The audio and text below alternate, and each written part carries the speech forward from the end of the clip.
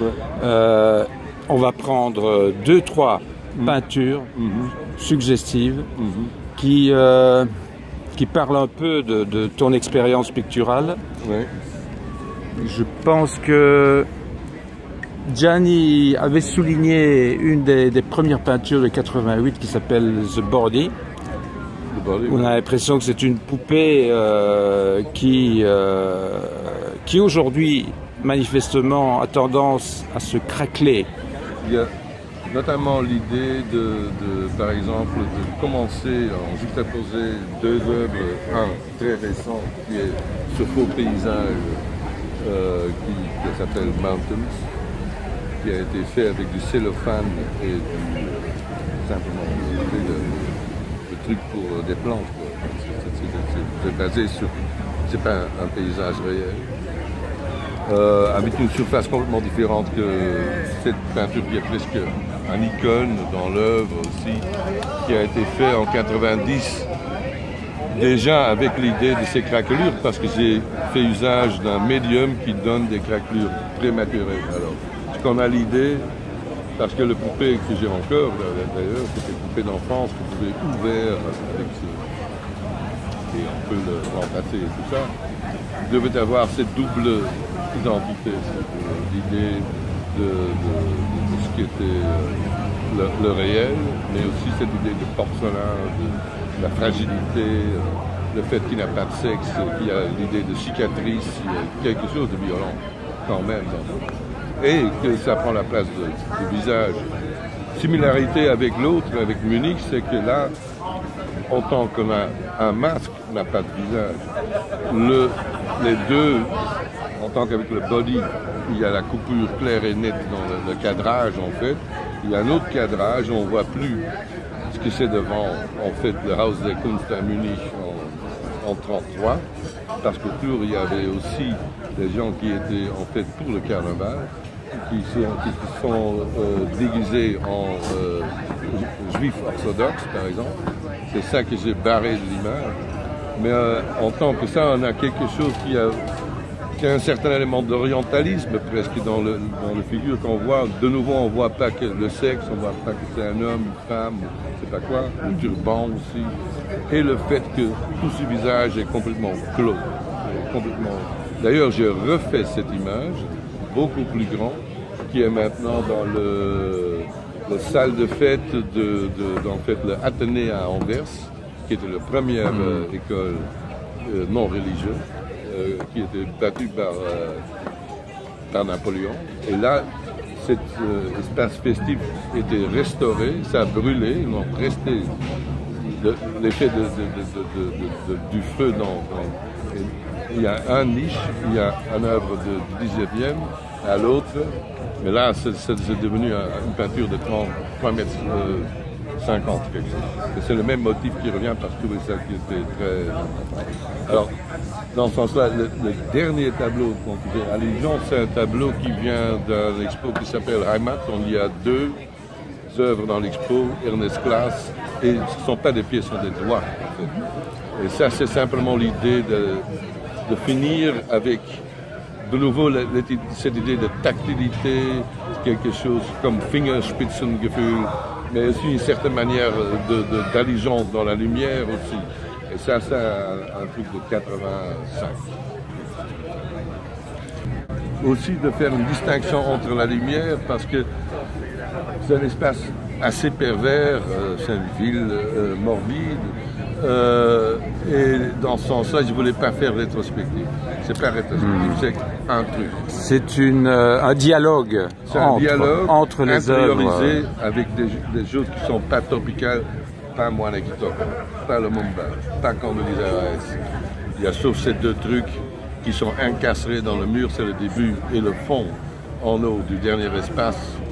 Le petit espace qui est noirci avec Heydrich qui est aussi encaissé.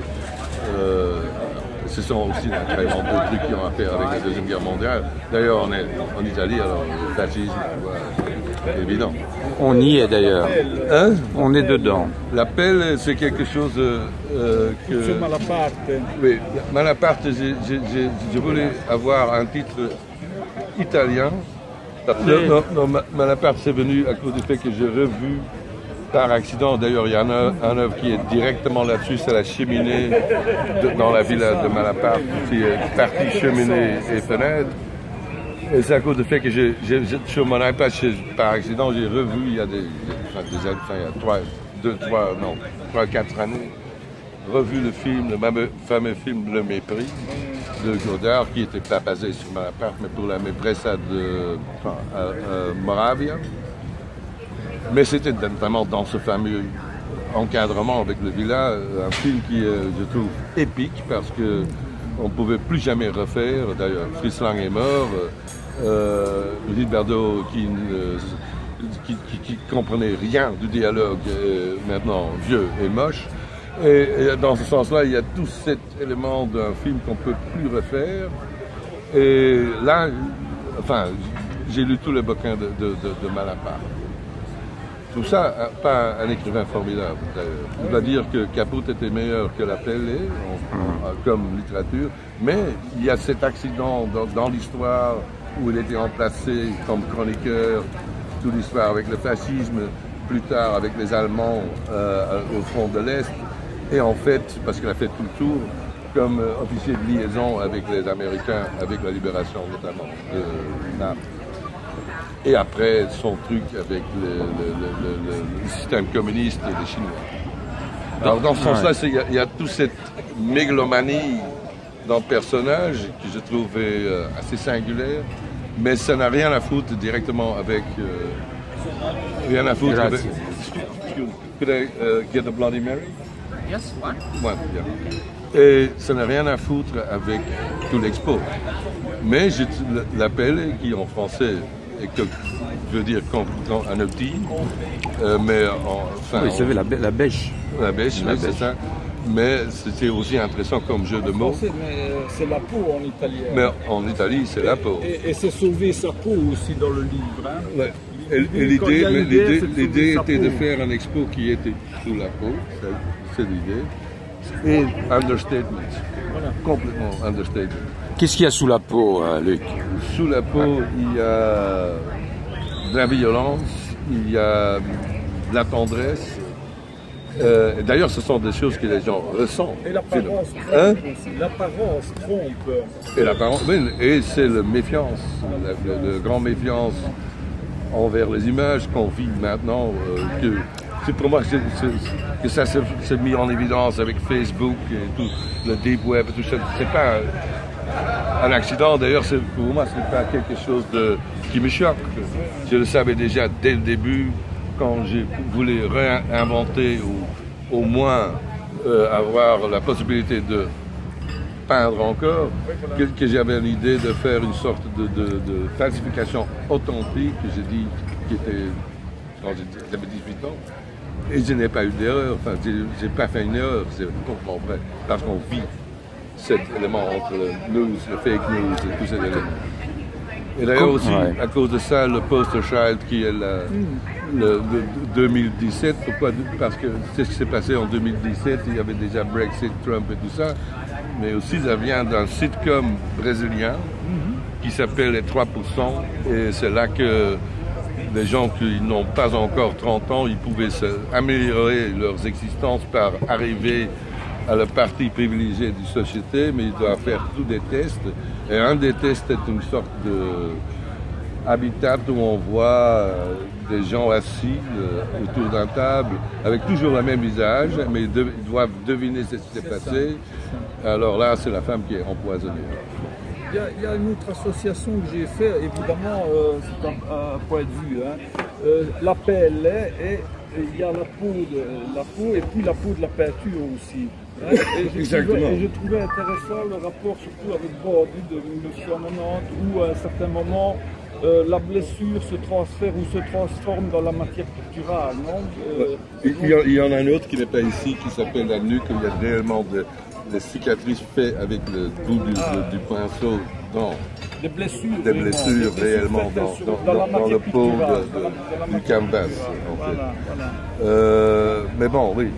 Non, certainement la peau peinte qui est quelque chose de aussi l'idée que je travaille une tonalité que moi je trouve une sorte de réalité picturale, à part de simplement l'illusion de, laissons dire, perspective ou n'importe quoi. Mais votre rapport avec le métier, par exemple, évidemment je pense au métier du peintre, pas comme le peintre du dimanche évidemment, mais je veux dire, quel rapport avec le métier et la tradition La tradition c'est net et clair, c'est-à-dire qu'on vient d'une région où on n'a jamais eu le temps, à cause des pouvoirs qui étaient hauts, d'être romantique, rationnel, on a dû survivre. Alors l'idée du réalisme est imprégnée dès le début dans l'art qui vient de cette région. Je parle pas de la Belgique parce que la Belgique n'existait pas au XVe siècle. Mais si on voit Jan van Eyck, d'ailleurs il y a le petit bout de brocade qui est un truc comme ça dans la vraie peinture de Van Paat, une sorte de hommage à Van Eyck. Pourquoi? Parce que Van Eyck était le premier individu, comme artiste en fait, qui, en tant qu'il travaillait sur le dogme, sous le dogme de la religion, parce que tout, science, tout était... mais c'est le premier qui, par la manière dont il a approfondi le réalisme, même le fashion, si tu veux, les habits et tout, il a créé, il a lâché cette idée de l'image mimétique du christianisme. Il a ouvert ça envers. Et d'ailleurs, la peinture que je trouve un des plus importants, c'est le Zalnofili, malheureusement, il n'est pas en Belgique, avec le miroir convexe qui a même voyagé jusqu'au cours espagnol, ou par exemple le Velázquez l'a vu. Alors, l'importance pour la Zménie, c'est assez clair et évident. Alors, dans ce sens-là, ça c'est. Après ça, il n'y a que le dilettantisme.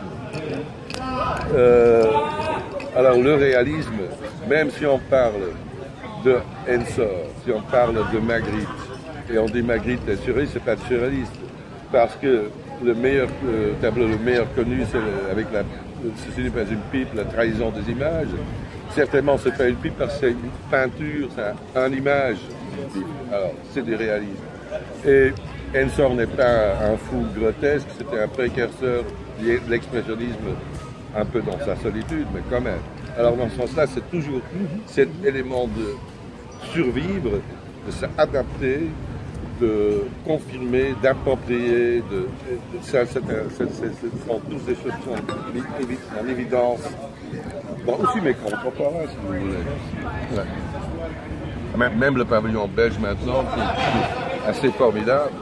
Avec Jos et Harald. J'ai juste entendu qu'ils ont eu un deuxième prix, une mention. Prix de consolation, prix de consolation, non? Je sais pas, on n'a pas assez d'argent. Qu'est-ce que tu penses de leur vision du peintre? Une vision un peu burlesque du peintre au centre du pavillon, tu vois ce peintre du dimanche. Est-ce que ce n'est pas un règlement de compte avec la peinture? Comment est-ce que tu le prends? Non, je ne le prends pas comme ça. Je le prends avec beaucoup plus d'ironie, beaucoup plus d'humour, parce que c'est ce qu'il pose dans une société qui est polarisée. Je trouve les trucs... Des barrières. Des barrières formidables pour encastrer des gens qui sont fous, des gens qui refait comme des automates constamment dans l'oubli, ils ont tous une histoire particulière, complètement dégagée, avec la lumière qui est trop forte. Ça est vraiment une critique sur la société d'une manière hors du commun et un peu au-delà, qui travaille avec ces éléments qui pouvaient être brûlesques, mais qui ne sont pas vraiment, ils sont assez chargés, je trouve. C'est pas vraiment drôle, c'est réellement un reality check là-dedans. Et c'est dans ce sens-là que je vois le peintre du dimanche. Ouais. Donc quand tu avais occupé le pavillon belge, tu avais plutôt fait un commentaire politique sur la colonisation du pavillon. Tu avais travaillé sur l'histoire de ce pavillon. Oui, mais ce qui est important, que je n'ai pas montré, par exemple, Moana Kitoko Lumumba dans l'exposition ici, qui était peut-être attendu, mais c'est à cause de ça qu'ils ne sont pas là que les gens s'en souviennent. Et on a 18 ans que j'ai fait le pavillon, ça veut dire que ça ça s'est ramené dans le cerveau, quoi. Tu refuses de situer ton exposition dans le domaine du beau. Si les gens, tu as dit ça quelque part, si les gens ont ce réflexe de dire que c'est une belle exposition, ça Maintenant, avec un expo pareil, je peux m'imaginer qu'il y aura des gens qui le trouvent beau, qui est la perversion totale. Soit disant les signifiants et tout. Et ça change tout le temps parce qu'il y a des gens qui voient l'expo, qui lisent le truc après, qui le font en train de voir et tout. Ils ont tous un sens d'un signifiant qui est en fait comme un courant. Mais qu'est-ce qui te gêne par rapport à cette idée du beau, par exemple? Ça me gêne pas réellement, mais je veux dire que ça me gêne comme construction, parce que c'est quoi la beauté, c'est quoi la bonheur, ce sont des constructions assez... Enfin, d'ailleurs, la philosophie n'a jamais su un concept pour expliquer la beauté. Enfin, peut-être on doit entrer dans la théologie, dans la religion, dans des choses qui pourront mieux expliquer l'idée de quelque chose qui est bon. Et alors, la question, c'est quoi une bonne peinture finalement? Une bonne peinture, d'ailleurs, je ne pense pas complètement achevée, ça c'est une chose.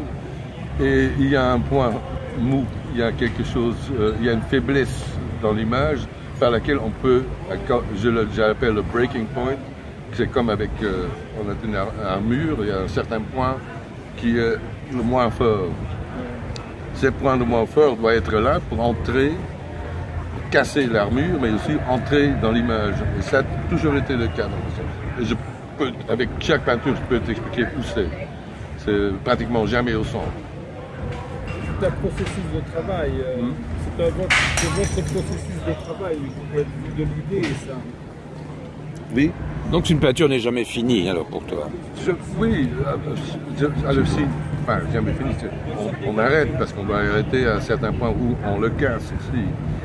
Mais ça veut dire que, ça je veux dire avec le dilettantisme envers, comme par exemple Van Eyck, où il y a tous les éléments qui sont travaillés avec un détail supériorisé, capitalisé, tout le capital est dans l'attention que tout a. Et ça, c'est plus le cas, parce qu'on ne peut plus faire des chefs-d'œuvre, ça c'est fini. Déjà, Mondrian le savait, quoi. En 25, on voit le monde qui n'est pas abouti, mais c'est un monde qui est choppé en fractions, fragments et tout ça. C'est ça, on continue transformation. Alors, le fragment, c'est devenu le grand, le big picture, si vous voulez. Alors, c'est aussi important de peindre qui donne un déclic, qui me donne un déclic, que je veux peindre, qui m'intéresse, et ne pas peindre des choses qui ne m'intéressent pas. Et ça, c'est même dans l'image que ça se voit. Tu as des... Tu as parfois dans tes peintures une vision cinématographique aussi. Oui, parce que j'ai déjà longtemps et beaucoup de dit, parce qu'à un certain point, c'était en 80, je pense, j'avais l'idée que c'était trop existentiel, trop tourmenté, trop proche de ce qui est la toile, en fait.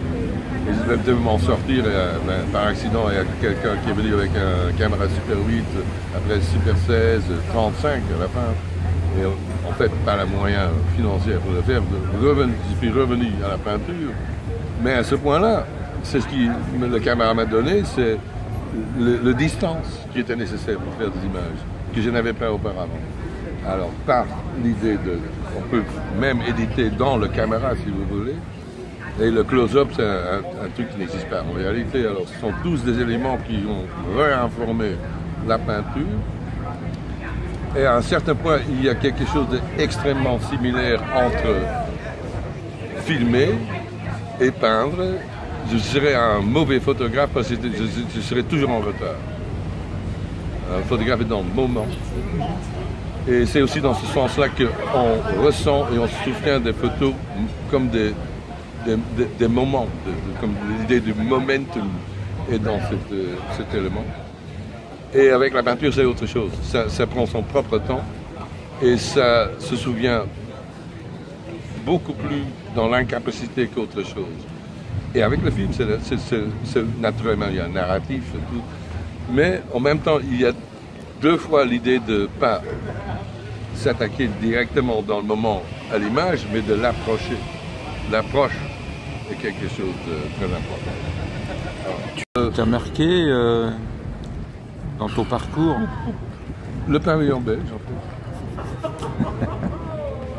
fait. Et le pavillon américain aussi. Ces deux-là. C'est intéressant. Cette vision... Très classique, mais un artiste formidable et très pointu. Non, ce sont les deux que je Mais trouve... finalement, le pavillon belge, quand il est occupé par les Flamands, ça marche toujours. Hein? Oui, mais ça... ouais. Ça bon. Je ne sais pas. Maintenant, je pense que c'est fini cette histoire francophone, flamand. On se unifie un petit peu sur... enfin, on se aide mutuellement, qui est meilleur. La prochaine participation, ce sera la Flandre. Donc, il y aura probablement une réciprocité à ce niveau-là. Oui.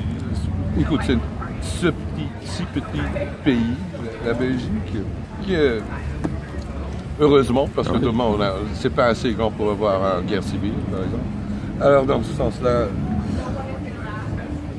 les individus sont beaucoup plus importants en Belgique, parce que la Belgique, c'est une construction, c'est très jeune, 1830. Comme l'Italie. Hein. Qu'est-ce que tu penses de l'évolution politique? Je pense à Anvers qui est occupé par la NVA. Par mon copain, tu avais dit dans une de mes précédentes interviews que si la NVA montait au pouvoir, tu allais quitter la Belgique. Tu n'as pas l'air d'avoir... À un certain point, j'ai dit quelqu'un doit rester. La situation est mondiale aujourd'hui. Hein. Et la situation est mondiale complètement perdue. C'est difficile. L'Occident est dans le pétrin à fond. On est complètement... Tout le monde a son populisme. Tout le monde... Non, mais c'est une crise d'identité exemplaire. Alors ça, c'est quelque chose qui est vrai. C'est aussi une tension qui existe à cause de cette crise identitaire, mais aussi à cause de la manière dont les fortunes sont dispersées.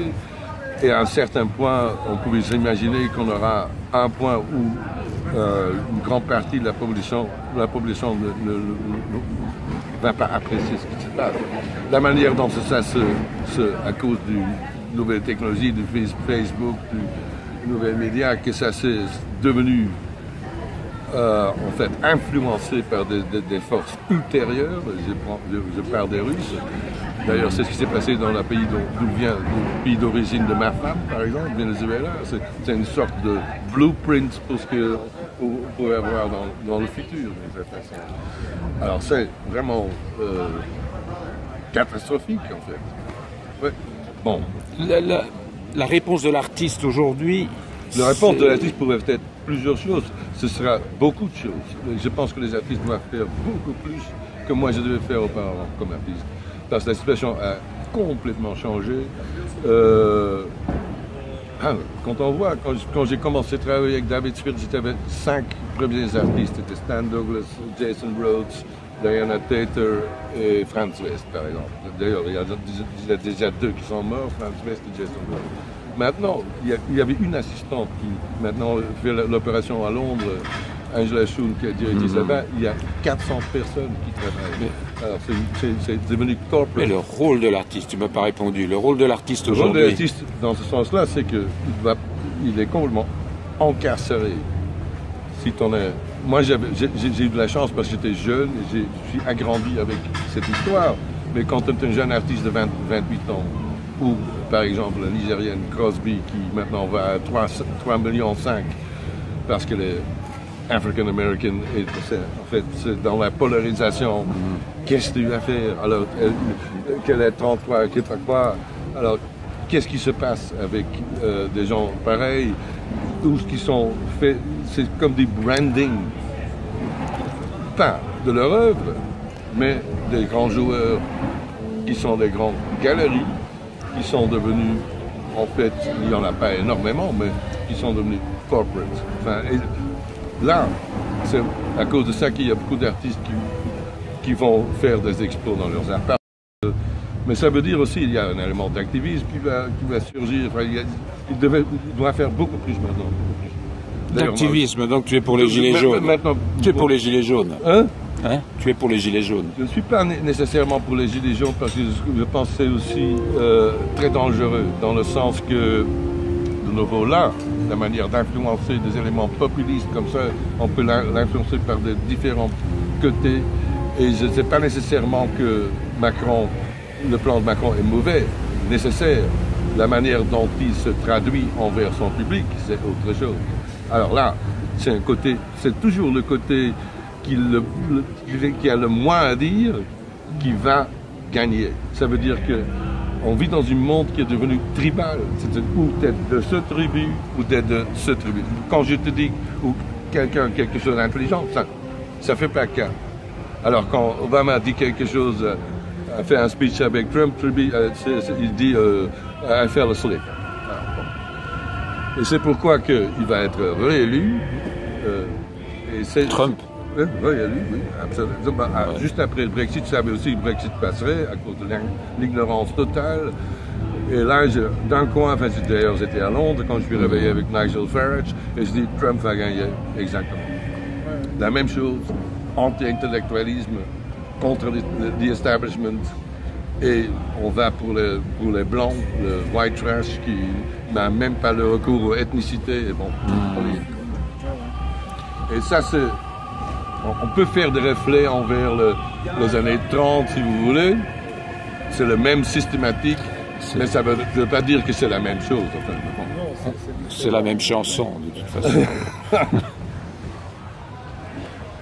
C'est la même chanson. Mais alors dans ce sens-là, aussi, cet espace de la paix et l'expo joue aussi dès le début de ces éléments. Et pourquoi tu as choisi, enfin c'est toi ou c'est la curatrice Caroline Burgeois on a fait ça ensemble. Vous avez fait ça ensemble. On a fait ensemble l'idée d'être... Speer, au début du parcours, oui, Auschwitz, Speer, c'est... Schwarzheide, c'est pas Auschwitz, c'est avec un camp de travail. Camp de travail, Speer, l'architecte... Mais oui, pourquoi avoir fait ça pour parce qu'il nous... était ministre de la Défense, il savait très bien ce qui se passait dans les camps de travail. Mais pour entrer dans le fascisme immédiatement. Donc. Directement. Là, on est fixé dès le départ. Ouais. Salvini ne viendra jamais voir cette exposition. Non, pas, je pense pas. C'est pas son truc. La reine va venir. Qui Mathilde. Mathilde va revenir. Avec l'avion militaire début septembre. Ah ben c'est pas mal alors. Mais elle est bien quoi. Oui, non. Kounellis, vous avez parlé de l'expo de Kounellis, il se définit comme un peintre, pas comme un installateur, etc. Le futur de la peinture ou la pathologie de la peinture, selon vous, aujourd'hui? Ça dépend pas réellement de la formalité de la peinture, parce qu'on peut d'ailleurs on fait des copies en Chine qui sont presque si bien que moi je le fais moi-même en fait.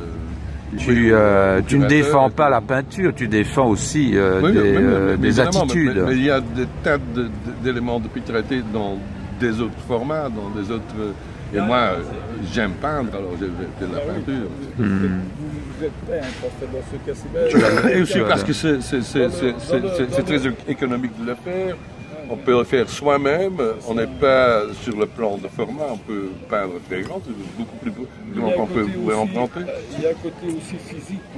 Il y a un côté physique qui est très important pour moi, comme plaisir, si je n'avais plus de plaisir. Il y a une curiosité. Moi, le début, c'est toujours très frénétique, très nerveux, un peu angoissé même, si tu veux, comme stage fright. Rapide, mais à un certain point, un peu, qu'on est... un peu 4 heures dans le processus et je vois que ça va marcher, c'est là que le plaisir s'installe. Qu'est-ce que tu ressens quand ça va marcher? Tu sens que ça te parle? Ça me parle dans le sens que je ne comprends pas, c'est-à-dire que je trouve ça invraisemblable que ça marche, jusque maintenant. Voilà. Ou si ça a marché. En accord de moi, enfin, ce sont les limitations. Tu es ton premier spectateur, finalement. Et aussi... Mais il y a des peintures que tu rates? Mais bien, je les jette. Tu les jettes? Ouais. Tu oses faire ça alors qu'elles valent des millions? Non, il n'y a rien qui sort de mon atelier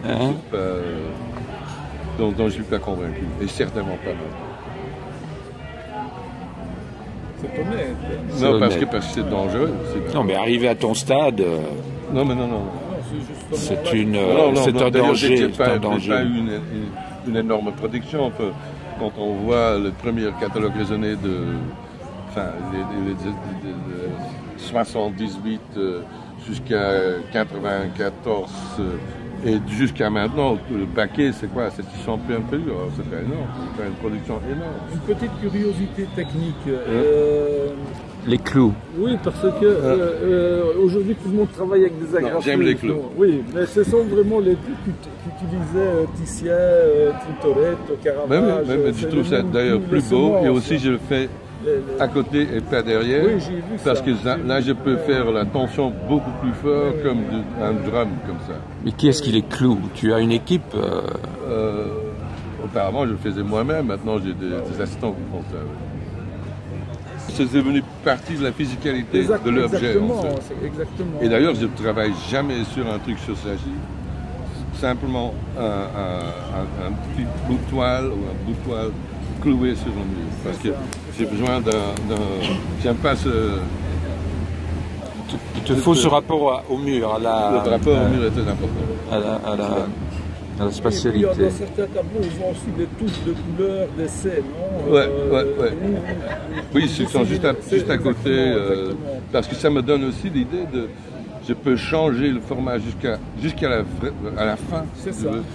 Et ça veut dire qu'il y a autant qu'il y en a, parce qu'il y a des peintures qui ont été peintes sur châssis, par exemple, et sur peint aussi, comme le Aorneo Quartus. Mais à part ça, il n'y a pas énormément de peintures qui ont fait sur des formats fixes. Ce sont tous des formats différents. Du point de vue de la composition, les fonds de vos... Du point de vue de la composition, les fonds de vos œuvres, de vos tableaux, il y a comme une absence, un vide, mais qui est peut-être compensé par justement la matière picturale, surtout par rapport au sujet, quand on parlait au début de la peau du corps et du corps et de la peau de la matière picturale. Et pour vous, la touche picturale est importante. Elle a changé, c'est-à-dire que quand on voit par exemple le Aorneo Quartus de 88 par exemple, où il est très léché d'une certaine manière. Mais non, mais il a complètement changé dans le sens que quand j'ai recommencé à peindre, j'ai découpé tous les éléments d'un esthétisme que j'avais un soupçon. Entrer d'abord dans un élément qui était beaucoup plus graphique, parce que quand on voit par exemple même le body, ou aussi du side, à un certain point ça se délâche un petit peu avec Heilig déjà, mais quand même aussi c'est pas complètement différent que par exemple le Pearl Mother of Pearl, le plus dernier peinture qui sont dans l'expo, où je me laisse aller un peu plus dans des raccourcis de la manière de peindre. Et puis les tons, les couleurs, par exemple, il y a toujours ce côté un peu fade, non, de votre peinture. Et quelqu'un pensait qu'il y avait une aura, non? Moi, je pense peut-être, comme moi je perçois votre peinture, évidemment, j'ai l'impression que vous créez une distance par rapport au sujet. Et c'est aussi la pop. Ce qui est important, c'est que quand le truc est peint sur un châssis, on voit beaucoup plus. Si on le met sur un châssis comme un deuxième, parce que ça devient un objet, un deuxième pot se redresse. C'est toujours étrange de voir ça quand on fait une sorte de finalité. C'est ça. En fait, il y a énormément de couleurs dans toutes les tonalités, parce qu'il y a l'idée de chaleur, de froideur, qui, comme je dis, ce sont des réels aspects de la peinture. En ce sens, il y a la qualité de la couleur aussi, de la lumière. Oui, ici on le voit particulièrement parce que quand il y a un jour ensoleillé, certainement des espaces qui donnent sur le canal, on voit d'un coup beaucoup plus de couleurs Mais qui également la ressentent. vibration. En ce Ouais. sens, ça me donne un côté, disons, il y a toujours l'élément dramatique du sujet, mais en même temps, il y a ce côté du plaisir de peindre qui est tout de même peut-être dans le titre de la biennale, non? C'est aussi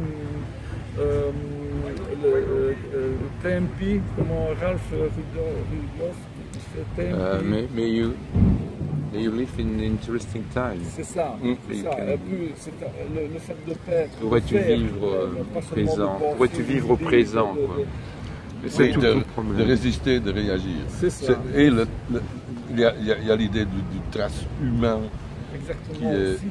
Parce que moi, j'étais toujours contre un style, parce que si on fait un style, on se tue.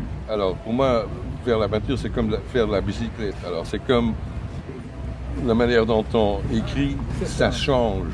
Ça change par le temps.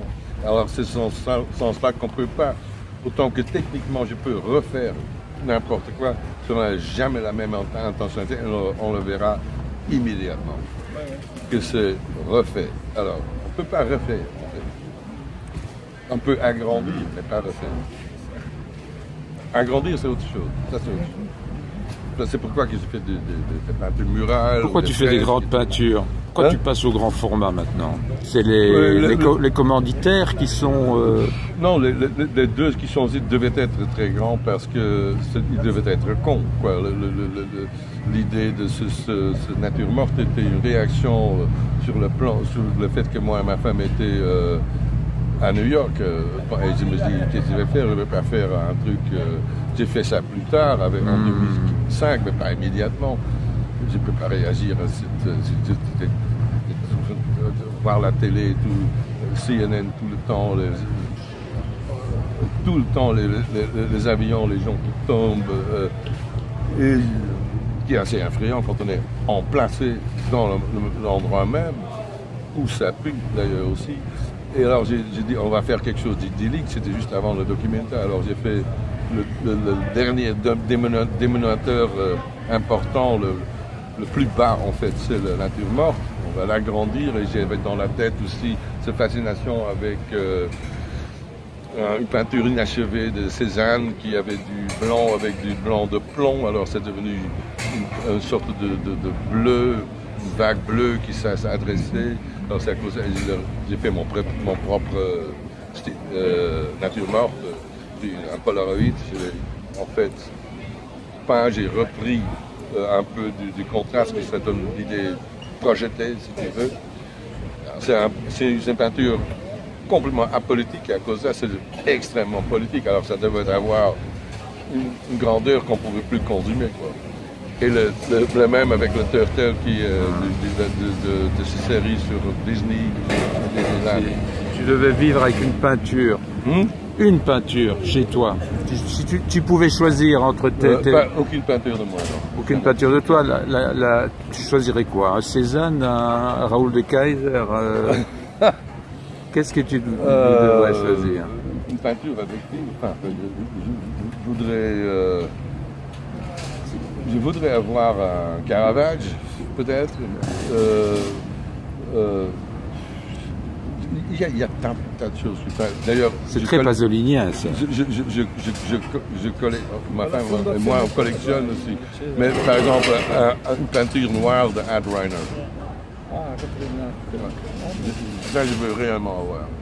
Ou un Mondrian, n'importe quoi. Mais Ad Reiner, un bon, hein, un bon peinture, un de ces noires peintures formidables.